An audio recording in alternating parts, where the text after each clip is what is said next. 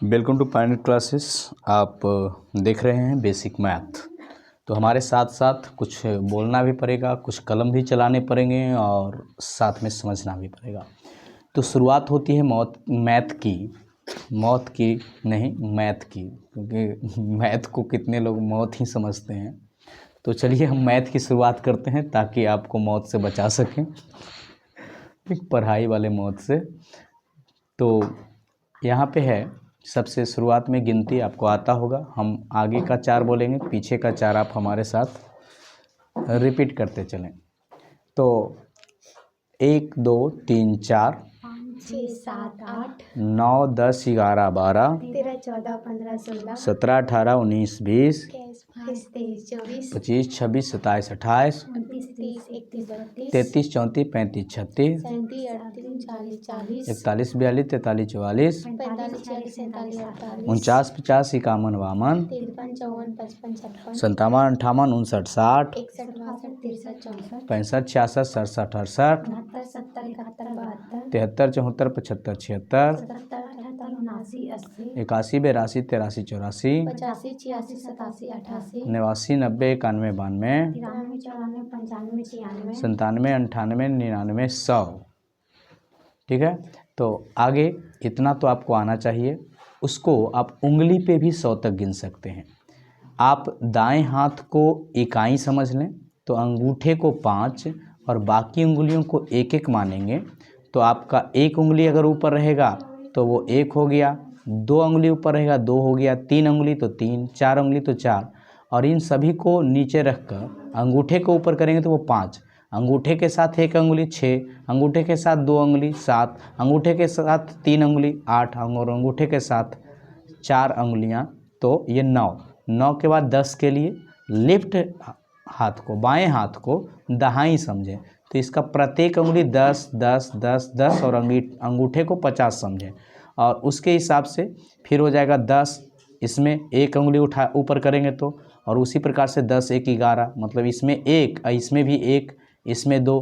तो इस तरीके से आप 1 से लेकर 99 तक, क्योंकि 50 और 40 90 और 9 99, अगर पूरा उंगली सारे के सारे खड़े हों तो वो 99 तक। तो इसी को हम उंगली अबेकस कहते हैं, जो कि उंगलियों पर जोड़ घटाव गुना भाग बनाने में आपको मदद करेगी। तो आपको ये उंगली अबेकस की प्रैक्टिस कर ले, और गिनती की जितनी भी संख्याएं हैं 100 तक, उसको आप उंगलियों द्वारा चिन्हित करने की इसी तरीके से कोशिश करें। चलिए आगे बढ़ते हैं। आगे है भारतीय पत्ती में गिनती गिनना। तो यहाँ पे हम कविता के माध्यम से बड़े से बड़े संख्याओं को पढ़ना सीखेंगे। भारतीय पत्ती में गिनती के लिए आपको कविता याद रखना है।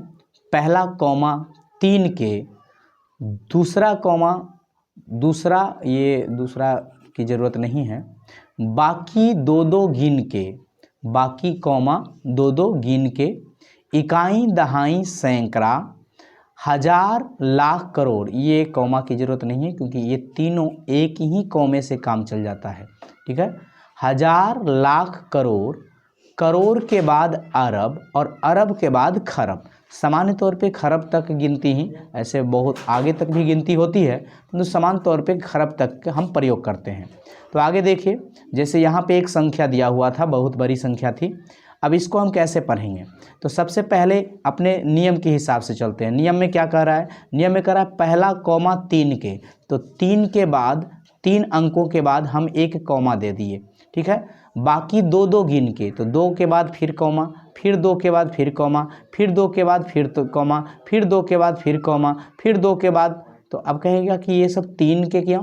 क्योंकि कॉमा देने वक्त आपको इस बात का भी ध्यान रखना है कि इकाई दहाई सैकड़ा, तो ये तो सैकड़ा हो गया। पहला कॉमा तो ये जो है हजार का, तो ये हजार, लाख, करोड़, अरब, और ये हो गया खरब। चूँकि खरब के बाद आपका नहीं है तो फिर से आप अपनी गिनती वाला सिस्टम में आ जाइए। आपका गिनती वाला सिस्टम क्या कहता है? पहला कॉमा 3 के, और उसके बाद 2 2 गिन के, तो 2 2 गिन के दे दिए। अब चूँकि ये खरब का कॉमा है, ये किसका है? खरब का कॉमा है, तो इसके आगे जितना लिखा हुआ है वो उतना खरब हो गया, और उसके बाद बाकी हम प्रोसेस से। तो ये कितना लिखा हुआ है?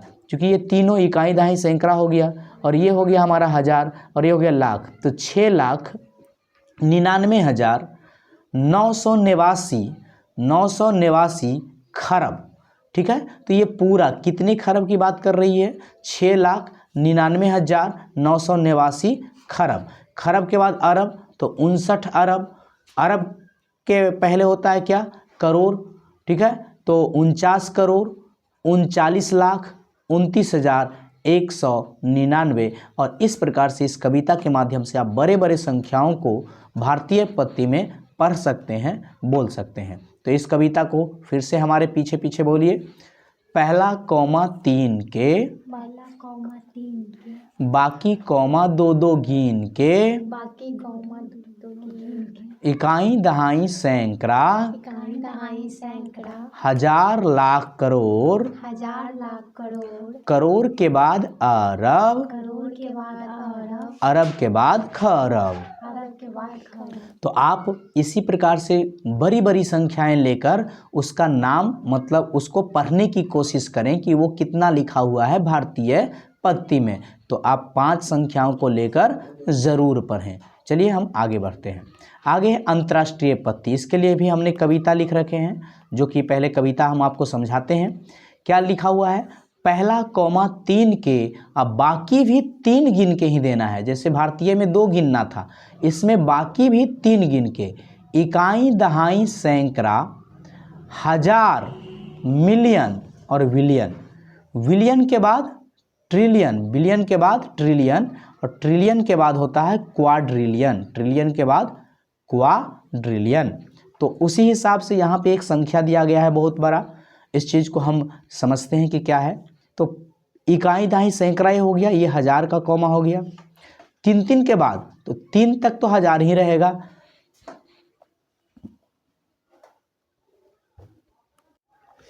तो इकाई दहाई सैकड़ा, सैकड़ा के बाद क्या हो गया? हजार, और हजार के बाद मिलियन होता है, मिलियन के बाद बिलियन, और बिलियन के बाद ट्रिलियन, और ट्रिलियन के बाद क्या होता है? क्वाड्रिलियन। तो चूंकि क्वाड्रिलियन के बाद तो हमारे पास कोई काउंटिंग का पैमाना यहाँ नहीं है, तो इसके आगे जितना भी लिखा हुआ है सारे को हम क्या मानेंगे? क्वाड्रिलियन है। तो इधर से पढ़ना शुरू करेंगे। अब फिर से ये इकाई दहाई सैकड़ा हो जाएगा और ये हजार वाला हो जाएगा। तो हम इसको क्या पढ़ेंगे? इस पूरे को, इतना क्वाड्रिलियन है तो इसको पढ़ेंगे, नीचे लिखा गया है क्या? 189,279 क्वाड्रिलियन, 369 ट्रिलियन, 459 विलियन, 349 मिलियन, 239,129। तो यहाँ पे आप देख सकते हैं कि, और तो हमारे साथ इस कविता को फिर से पढ़ें ताकि आपको ध्यान रहे, और आप लिख भी सकते हैं। तो क्या है? पहला कौमा 3 के, पहला कौमा 3 के, बाकी भी 3 गिन के, बाकी भी 3 गिन के, इकाई दहाई सैकड़ा, इकाई दहाई सैकड़ा, हजार, मिलियन, विलियन, हजार, मिलियन, बिलियन, विलियन के बाद ट्रिलियन, बिलियन के बाद ट्रिलियन, ट्रिलियन के बाद क्वाड्रिलियन। ट्रिलियन के बाद क्वाड्रिलियन। तो इसी प्रकार से आप बड़े बड़े संख्याओं को लेकर इस कविता के माध्यम से उसको पढ़ने की अंतर्राष्ट्रीय पद्धति और भारतीय पद्धति में कोशिश करें। आगे है रोमन पद्धति। ठीक है, तो इसको लिए भी एक कविता है, उस कविता को पहले पढ़ते हैं और उसके बाद इसके यूज देखेंगे। आगे से जुटता है, आगे से जुटता है, पीछे से छूटता है। ठीक है, पीछे से क्या होता है? छूटता है, मतलब हट जाता है, घटता है। ठीक है, 3 बार से अधिक ना जुटता, कोई भी चीज़ 3 बार से अधिक नहीं जुटेगा, और 1 बार से पीछे छूटता, मतलब किसी में भी हम घटाएंगे तो मात्र एक ही चीज़ को घटाएंगे। VLD केवल जुटता है, और IXCL जुटता भी है और घटता भी है। इसको कैसे याद रखेंगे? तो इसके लिए हमने याद करने के लिए यहाँ बना रखे हैं, इस सिंबल को आप ध्यान रखें तो आसान हो जाएगा। जैसे I का मतलब होता है, रोमन में I का मतलब होता है 1। ये 3 बार अगर आगे आगे आएगा तो जुटेगा, जबकि ये 1 बार पीछे लिखा जाता है तो ये घटता है। ठीक है, जैसे ये अपने से बड़े में घटेगा, तो इससे बड़ा जनरली है 5, तो अगर ये 5 के पहले आ जाएगा आई, ठीक है, तो ये कहलाएगा 5 में से 1 घट जाएगा तो ये कहलाएगा 4। उसके बाद आता है x मतलब 10, x का मतलब 10। अगर 10 के ये पहले आ जाएगा आई तो 10 में से 1 घट जाएगा तो ये एक क्या कहलाएगा 9। उसी प्रकार से एक होता है एल के अगर ये पहले आ जाएगा आई तो ये हो जाएगा क्या 49, क्या हो जाएगा 49, ठीक है, क्योंकि 50 में से 1 घटा दिए। सी में से 1 घटा दिए तो ये क्या हो जाएगा 99 हो जाएगा, ठीक है। तो इस तरीके से हम क्या कर सकते हैं, संख्याओं को घटा, आगे अगर आ जाए मतलब बड़े वाले संकेत के पीछे अगर छोटा संकेत हो तो वो आगे वाले में घट जाता है। अब यहीं अगर भी के बाद आई आता तो हम इसको जोड़ देते तो 5 1 6, चूँकि 3 बार आ सकता है, 2 गो करेंगे तो 5 2 7 और 3 गो करेंगे तो 5 3 8। वैसे ही x के बाद अगर 1 आई आया तो 11, 2 आई आया तो 12, 3 आई आ गया तो 13 हो जाएगा, ठीक है। 3 बार से ज़्यादा नहीं, अगर चौथा बार लिख दिया तो गलत हो जाएगा, ठीक है। तो यही ये प्लस और माइनस का मतलब है। तो x प्लस का मतलब प्लस 3 बार आगे आएगा, जैसे ये 50 है, अगर 50 के आगे x आ गया तो ये 60 हो गया, 70 हो गया, ये 80 हो गया। तो इस तरीके से आप बना सकते हैं। c का मतलब 100 होता है, m का मतलब 1000 होता है, v का मतलब 5 होता है। v हमेशा आगे ही आता है क्योंकि ये जुटता है केवल, वो भी एक बार। एल का मतलब 50 होता है, ये भी आगे आता है, केवल जुटता है। डी का मतलब 500 होता है, ये भी आगे आता है और केवल जुटता है। और 5000 भी के ऊपर डैश दे दें या किसी के ऊपर 1 डैश दे दिए तो 3 शून्य, एक और डैश दे देंगे तो 3 शून्य और लगा देंगे, ठीक है। तो इस तरीके से रोमन का संकेत बनता है। यहाँ पे आप वो उसी तरीके से यहाँ बनाया गया है। जैसे देखिए यहाँ पे क्या करा 1000 तो 1000 का एम हो गया, 100 का सी हो गया, 10 1 11 तो x 10 हो गया और ये 1 11 हो गया। 2000 तो 2 बार तो ये आ सकता है, 220 और ये 2 22। 4000 तो 4000 के लिए 5000 में से 1000 घटा दिए तो ये हो गया 4000। फिर 500 में से 100 घटा दिए तो ये हो गया 400। 50 में से 10 घटा दिए 40 और ये 5 में से 1 घटा दिए तो क्या हो गया 4। तो इस तरीके से हमारा अब 5000 तो 5000 का भी के ऊपर डैश, डी का मतलब 500, 50 और 5 55, 5555। तो अब आप इसका नियम भी समझ गए होंगे कि कैसे बनता है। एक बार फिर हमारे साथ इस कविता को बोल दें। आगे से जुटता है, आगे से जुटता है, पीछे से छूटता है, पीछे से छूटता है, 3 बार से अधिक ना जुटता, 3 बार से अधिक न जुटता, 1 बार से पीछे छूटता, 1 बार से पीछे छूटता, VLD केवल है जुटता, VLD केवल है जुटता, IXCM जुटता छूटता। IXCM जुटता छूटता। तो आप इसी प्रकार से और भी संख्याएं ले लेकर उसके रोमन में बदल सकते हैं। ये एक कंपटीशंस में या कहीं कहीं ICC बोर्ड का चीज़ है, बहुत आसान है, परंतु ये इंटर में भी बहुत परेशान करता है। जैसे हम लोग जो सिस्टम का प्रयोग करते हैं उसमें 10 अंक होते हैं, 0 से लेकर 9 तक 10 अंक, परंतु एक बाइनरी सिस्टम होता है जिसका प्रत्येक टेक्नोलॉजी में या जो मशीन यूज करता है वो बाइनरी सिस्टम यूज करता है और वो केवल 0 1 समझता है। 1 का मतलब ऑन यानी चालू और 0 का मतलब ऑफ यानी बंद। तो चूंकि हम लोग 10 के घात पे पढ़ते हैं तो 10 पे घात चलाते हैं। ये 2 का है तो इसमें 2 का घात चलता है, जैसे 2 पर पावर 0, 2 पर पावर 1, 2 पर पावर 2 और ये उसी का मान लिखा हुआ है। क्योंकि किसी भी संख्या पे पावर 0 1 हो गया, 2 पर पावर 1 2, 2 पर पावर 2 4, 2 पर पावर 3 8, इस तरीके से। अब देखिए तो जहाँ जहाँ 1 होगा, अगर हम सारे को 1 लिखे हैं तो ये सभी मान जुटेंगे, तो सभी को जोड़ने के बाद आता है कितना 2047। परंतु यहाँ पे इसमें अगर गौर से देखिएगा ये तो 0 से होगा गुना, ये 0 से, तो ये सब तो 0 हो जाएगा। ये 1 से गुना होगा 1024 और यहाँ पे 1 तो ये हो गया 1025। तो आगे है, तो जहाँ जहाँ इसका यूज होता है, जैसे एक का यहाँ यूज हुआ तो 1024 को जोड़ दिए, बाकी सब जीरो है तो उसको यूज नहीं हुआ तो उसको छोड़ दिए, और एक का, तो ये बाइनरी सिस्टम से आप इस तरीके से तुरंत डेसिमल में बदल सकते हैं। जहाँ जहाँ एक का यूज होगा उस अंक को जोड़ेंगे, उस संख्या को जोड़ेंगे और उसको जोड़ कर लिख देंगे। जैसे इसका मतलब 1365 है, इसका 1025 है, इसका 2047 है। अब इसी को अगर हमको बाइनरी में बदलना हो तो बाइनरी का घात चूँकि 2 होता है तो सबको 2 से भाग देते हैं, और 2 से भाग देने पे जो शेषफल आता है वो बगल में लिख लेते हैं, ठीक है। और नीचे से ऊपर की ओर जो आप लिख दीजिएगा वही संख्या हो जाएगा। तो 2047 का केवल एक एक आया है, वैसे ही 1025 का एक शुरू में आया है और लास्ट में एक आया है, तो ये नीचे से ऊपर लिखना होता है, ठीक है। और यहाँ पे 1365 का जिस क्रम में वहाँ दिया होगा, चूँकि उन्हीं चीज़ों का एग्जाम्पल लिया गया है, यहाँ पे उस पैटर्न पे रख के, जैसे यहाँ पे देखिए, यहाँ पे क्या होता है, एक होता है, एक का दुगना 2, 2 का दुगना 4, 4 का दुगना 8, 8 का दुगना 16। अब देखिए जैसे एक है तो बाकी सब तो यूज ही करने की ज़रूरत नहीं है, एक के सामने खाली एक हो जाएगा। 2 है तो 2 में खाली 2 के सामने एक लिखेंगे और बाकी 0 हो जाएगा। 3 के लिए 2 1 3, तो 2 हो गया और 1 हो गया, इसलिए 3 का क्या है, 1 1 है। 4 के लिए 4 के सामने 1 लिखेंगे, बाकी सब 0 0, इसलिए 4 का मान क्या है, 1 0 0। 5 का तो 4 1 5, तो 4 के सामने 1 और 1 के सामने जिसका प्रयोग होता है उसके सामने 1, और जिसका प्रयोग नहीं हुआ है उसके सामने 0, तो 1 0 1 हो गया।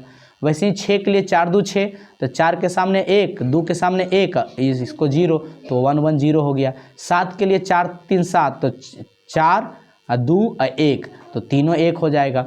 8 के लिए 1 लिखे और बाकी 3 को 0 हो जाएगा। तो इसी तरीके से ये 19 के लिए अगर करें तो 16 और 3 19, तो 16 का यूज हुआ, 8 का नहीं हुआ, 4 का नहीं हुआ, और किसका हुआ, 2 का यूज हुआ और 1 का, इसलिए 1 0 0 1 1 19 का है, ठीक है। तो इस तरीके से आप किसी भी संख्या को 32 के हिसाब से 64 इस तरीके से आप बदल सकते हैं। चलिए आगे बढ़ते हैं। एक आता है संक्षिप्त रूप और विस्तारित रूप। स्थानीय मान में तोड़कर विस्तार करो, अंकित मान में लिखकर संक्षिप्त करो।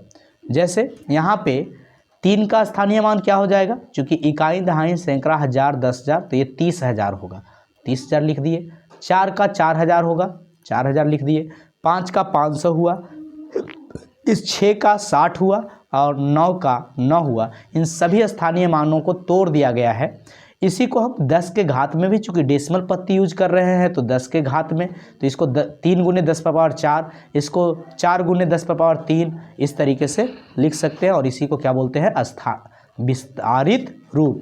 ये संक्षिप्त रूप है, ठीक है, और ये क्या है, विस्तारित रूप। वैसे ही बाइनरी वाले में चूँकि यहाँ 2 लगाया हुआ है, तो यहाँ जब 2 लगाया हुआ है तो बाइनरी का यूज करेंगे। तो हम लोग डेसिमल जब पढ़ते हैं तो 10 के घात में चलते हैं, जब बाइनरी करेंगे तो 2 के घात में चलेंगे, बाकी सेम ही है, ठीक है। स्थानीय मान और अंकित मान का जातीय, अंकित मान को ही जातीय मान कहते हैं। स्थान का मान स्थानीय मान और अंक का मान अंकित मान। जो बदले वो स्थानीय मान और जो ना बदले वो अंकित मान। तो जैसे यहाँ पे एक संख्या दिया गया है, इस संख्या से आप आसानी से समझ सकते हैं। जैसे इस संख्या में 5 इकाई के स्थान पे भी है और 5 सैकड़ा के स्थान पे भी है। तो अगर अंकित मान देखें तो दोनों 5 का 5 ही होगा, परंतु इसका स्थानीय मान 5 है जबकि इसका स्थानीय मान 500 है। इसका इस 4 का 4 का, तो इस 4 दहाई के स्थान पे और ये 4000 के स्थान पे है। अंकित मान तो 4 ही होगा, परंतु इसका स्थानीय मान 40 है और इसका स्थानीय मान 4000 है। उसी प्रकार से 3 का अंकित मान दोनों 3 का 3 ही होगा, परंतु स्थानीय मान क्या हो जाएगा, स्थानीय मान हो जाएगा एक का 30,000 और एक का 30 लाख। वह इसी प्रकार से 2 का, तो एक का हो गया 2 लाख और एक का हो गया 2 करोड़, परंतु अंकित मान 2 ही रहेगा। तो अंकित मान, अंक का मान, इस कविता को एक बार पढ़ लें। स्थान का मान स्थानीय मान, स्थान का मान स्थानीय मान, अंक का मान अंकित मान, अंक का मान अंकित मान, जो बदले वो स्थानीय मान, जो बदले वो स्थानीय मान, ना बदले वो अंकित मान। ना बदले जो अंकित मान।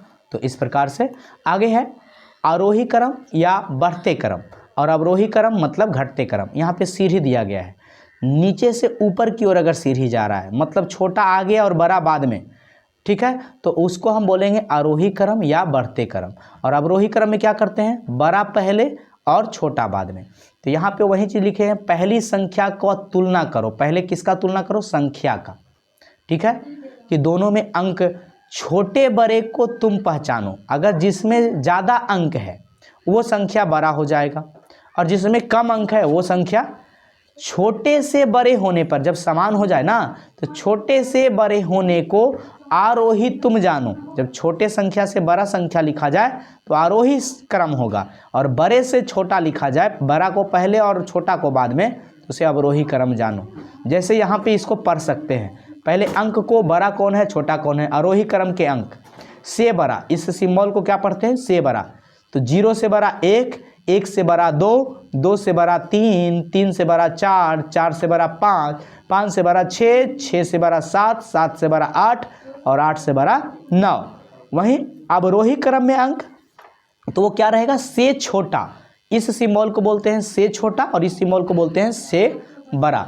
तो ये हो गया 9 से छोटा 8, 8 से छोटा 7, 7 से छोटा 6, 6 से छोटा 5, 5 से छोटा 4, 4 से छोटा 3, 3 से छोटा 2, 2 से छोटा 1, और 1 से छोटा 0।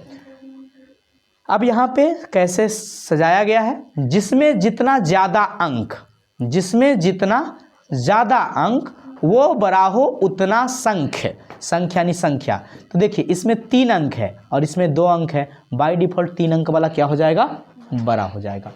जब मिले बराबर अंक, जब बराबर अंक मिलेगा तो बड़े संख्या का बड़ा हो संख्या, बड़े संख्या का बड़ा हो अंक। यहाँ पे संख्या लिखने के बजाय अंक, तो चूंकि दोनों तरफ 3-3 अंक है, ठीक है, तो अब हम ये देखेंगे कि बड़े संख्या, तो बड़ा स्थानीय मान के हिसाब से चूज करते हैं। ये 8 है और ये 9 है, 8 बड़ा कि 9, 9 बड़ा, इसलिए ये 9 वाला संख्या क्या हो जाएगा, बड़ा हो जाएगा। वैसे ही यहाँ पे दिया गया है एक एग्जाम्पल, ये कुछ संख्याएं हैं 10, 8, 95, 632। अब इसमें सबसे पहले आरोही क्रम, तो आरोही क्रम में सबसे छोटा, तो सबसे छोटा तो 1 अंक वाला हो गया, तो 1 अंक वाला 8 हो गया।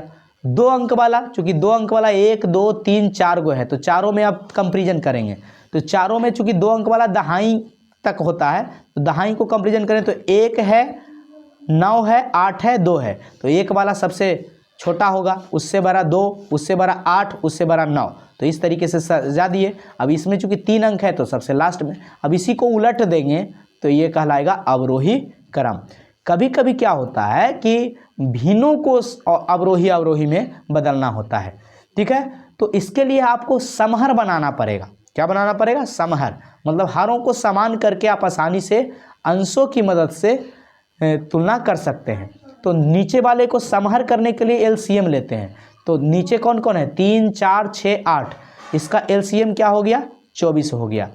अब चूंकि 3 को अगर 24 लिखेंगे, तुल्य भिन्न बनाते हैं, तो 3 को 24 करने के लिए 8 से गुना करना पड़ा, तो जितना हम नीचे गुना करेंगे उतना ही ऊपर। तो ऊपर वाला कितना हो गया, नीचे वाला अगर 24 किए तो ऊपर वाला हो गया 16, नीचे वाला अगर 6 से गुना करके 24 करेंगे तो ऊपर वाला हो गया 18, 24 करेंगे तो 20 हो गया। तो इसी प्रकार से अब चूंकि नीचे जो है बड़े वाले ऊपर के हिसाब से, चूंकि नीचे तो समान हो गया, तो हम ऊपर के हिसाब से, तो ऊपर में जिसका बड़ा है वही बड़ा होगा और जिसका छोटा है वो छोटा होगा।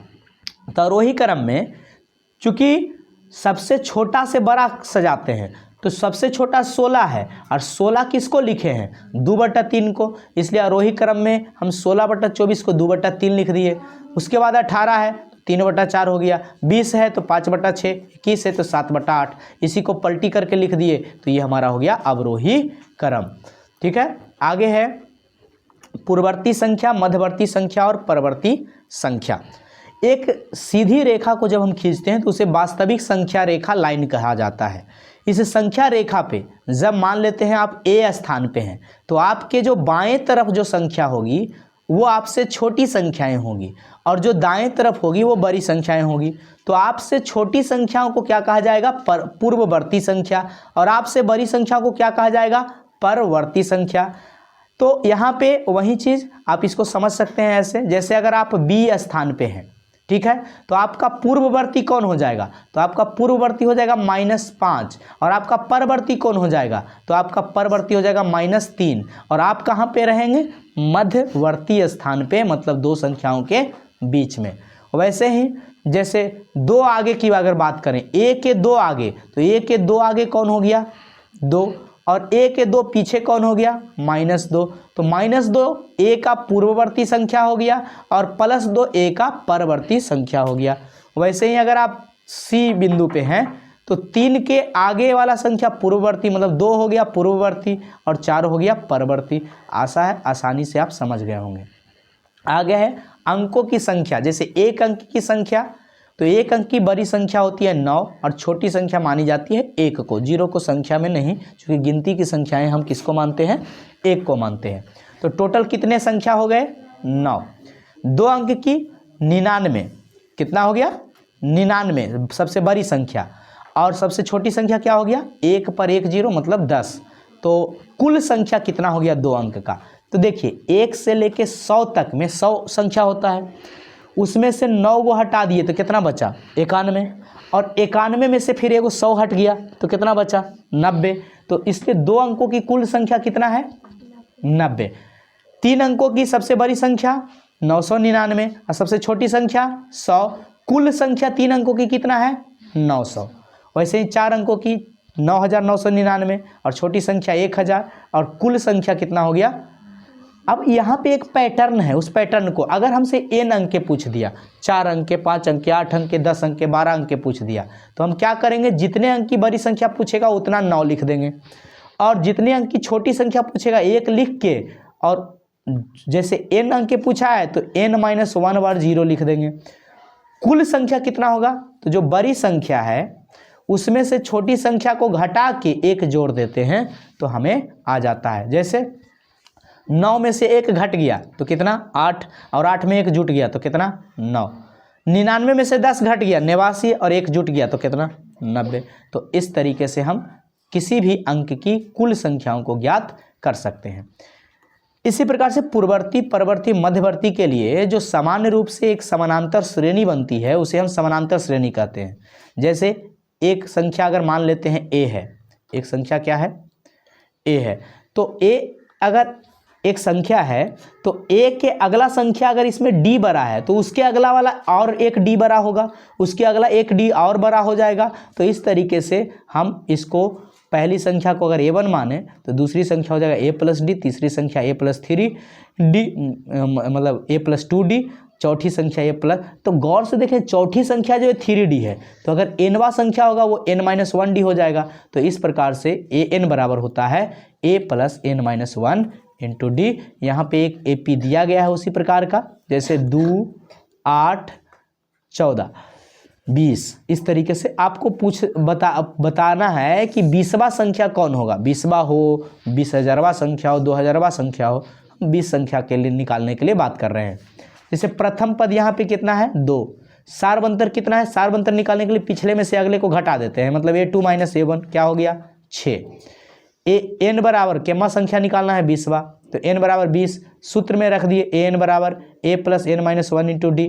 तो a 20 बराबर हो गया, a का मान 2, n का मान 20 और 1 और d का मान 6।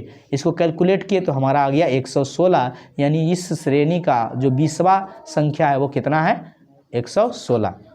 आगे है, इसी में हम लोग पढ़ लेते हैं संख्या वृक्ष। ठीक है, तो जो भी संख्याएं हम उपयोग करते हैं वास्तविक जीवन में उसे वास्तविक संख्या कहते हैं, और वास्तविक संख्या को संख्या रेखा पर निरूपित किया जा सकता है। जो वास्तविक संख्या नहीं होगी उसे काल्पनिक संख्या कहेंगे, और उसे संख्या रेखा पर निरूपित नहीं किया जाएगा, तथा उसका जब वर्ग करेंगे तो वो धनात्मक नहीं बल्कि ऋणात्मक होगा। जैसे -1 का अगर वर्ग कीजिएगा तो ये -1 होगा, तो ये एक काल्पनिक संख्या है। तो किसी भी संख्या का वर्ग अगर धनात्मक है तो वो कौन सी संख्या है, वास्तविक संख्या है। वास्तविक संख्या को 2 रूपों में बांटा गया है, 2 संख्याओं के तौर पे, एक परिमेय संख्या और एक अपरिमेय संख्या। परिमेय संख्या बोलते हैं जो p/q के रूप में हो, जहाँ p और q ऐसे पूर्णांक लिखा हुआ है, परंतु p q सह अभाज्य पूर्णांक होता है जिसमें कोई कॉमन ना हो, तो उसको शुद्ध परिमेय कह देंगे। यहाँ नीचे जीरो नहीं होना चाहिए, क्योंकि जीरो से अगर किसी को विभाजित करेंगे तो वो अपरिभाषित हो जाएगा। इसीलिए अपरिमेय संख्या का डिफिनेशन वही है कि P और Q not equal to zero, P बटा Q का, परंतु यहाँ पे लिखा हुआ है P या Q दोनों में से कोई एक पूर्णांक संख्या नहीं होना चाहिए, मतलब पूरा अंक नहीं होना चाहिए। मतलब पूरा अंक नहीं होगा तो कौन होगा? रूट वाला होगा। ऐसा संख्या होगा जो दशमलव में अनंत तक जाते रहेगा, ठीक है। तो वैसी संख्याएं क्या होगी? अपरिमेय संख्याएं होगी। परिमेय संख्या को दो रूपों में, पूर्णांक संख्या और भिन्न संख्या, जिसका हर जो है Q का मान 1 होता है तो उसे हम क्या कहते हैं? पूर्णांक संख्या। और भिन्न संख्या में हर 1 नहीं होता है, ये अंश बटा हर कहलाता है। जिस भिन्न का अंश छोटा हो हर से तो उसे उचित भिन्न कहेंगे। जैसे 2/5 ये उचित भिन्न है, जबकि 5/2 करेंगे तो ये अनुचित भिन्न है, क्योंकि हर छोटा हो गया अंश से। अब इसको अगर पूर्णांक में बदल देंगे, अनुचित भिन्न को पूर्णांक में बदल सकते हैं, इसको 2.1/2 लिखेंगे। तो चूंकि इसमें पूर्णांक भी है और भिन्न भी है तो इसको हम मिश्रित भिन्न कहेंगे, पूर्णांक प्लस भिन्न। पूर्ण संख्या, जब गिनती की संख्याओं में शून्य को सम्मिलित कर दिया जाता है तो उसी को क्या कहते हैं? पूर्ण संख्या कहते हैं। ऋणात्मक संख्या, धनात्मक संख्या, मतलब जब प्राकृतिक संख्याओं में ऋण चिन्ह लगा दिया जाता है तो उसे ऋणात्मक संख्या कहेंगे। पूर्ण संख्या को दो रूपों में, प्राकृतिक संख्या और जीरो में अलग किया जाता है। जीरो का मतलब तो लगभग न के बराबर, कुछ नहीं होता है। प्राकृतिक संख्या को गिनती की संख्या कहते हैं, जब गिनती में कुछ नहीं मिल रहा हो तो उसे हम शून्य से निरूपित करेंगे। प्राकृतिक संख्या को 2 से विभाज्य के आधार पे और गुणनखंडों के आधार पे दो अलग अलग श्रेणियों में बांटा गया है। जैसे 2 से जिसमें भाग लग जाएगा उसे सम संख्या कहेंगे। सबसे छोटी सम संख्या 2, ये अभाज्य संख्या भी है। उसके बाद 4, 6, 8 जो 2 से भाग लग जाए। विषम संख्या, यहाँ पे माइनस भी दे सकते हैं, माइनस, ठीक है। तो 2n ± 1, n का मान अगर 1 रखेंगे तो 2 - 1 मतलब 1। तो सबसे छोटी विषम संख्या 1 हो गया। बड़ी विषम संख्या पता नहीं, अनंत होगा, अगली 2, 5 इस तरीके से, ये 2 से भाग नहीं लगता है। गुणनखंड के आधार पे प्राकृतिक संख्या को हम 3 रूप में, एक जो है उसका कोई गुणनखंड नहीं होता, ये ना भाज्य कहलाएगा ना अभाज्य कहलाएगा। अभाज्य संख्या उसे कहते हैं जिसका सिर्फ और सिर्फ 2 गुणनखंड होता है, और भाज्य संख्या उसे कहते हैं जिसका 2 से अधिक गुणनखंड होता है। एक गुणनखंड वाला केवल एक ही है, बाकी या तो 2 गुणनखंड होगा या तो 2 से ज़्यादा होगा। जब 2 गुणनखंड होगा तो उसे हम क्या बोलेंगे? अभाज्य संख्या। और भाज्य संख्या जब 2 से अधिक गुणनखंड होगा। सबसे छोटी भाज्य संख्या कौन है? 4। और सबसे छोटी अभाज्य संख्या कौन है? 2। सबसे छोटी विषम अभाज्य कौन है? 3। सबसे छोटी विषम भाज्य कौन है? 9। तो इस प्रकार से आपको घुला कर पूछा जा सकता है, आप ध्यान दें। और इस तरीके से हम गिनती वाले पोर्शंस को समाप्त कर चुके हैं। अगले पार्ट में हम लोग जोड़ वाले पोर्शंस पे आएंगे। ये मैथ का वो बेसिक है जो हो सकता है आपका छूट गया हो, परंतु ये बेसिक कंप्लीट करने के बाद आप किसी भी क्लास के क्वेश्चंस को जब करिएगा तो वो आपको बहुत मदद मिलेगा। तो जो बेसिक कॉन्सेप्ट कविताओं के माध्यम से आपको समझाए जा रहे हैं, गुड लक। फिर मिलेंगे अगले पार्ट में, अगले चैप्टर में।